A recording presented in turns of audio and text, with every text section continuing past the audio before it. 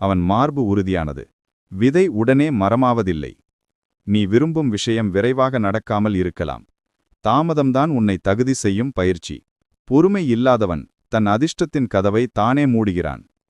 ஆதவன் நெஞ்சில் அமைதி புகுந்தது. அவன் ஆழமாக சுவாசித்தான். உழைப்பே உன் வரப்பிரசாதம்.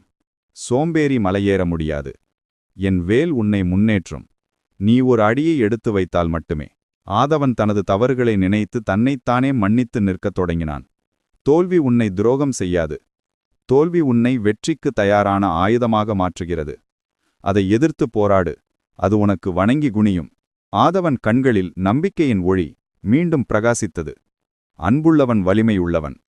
மனிதர்கள் காயப்படுத்தலாம், ஆனால் அன்பு உன்னை காக்கும்.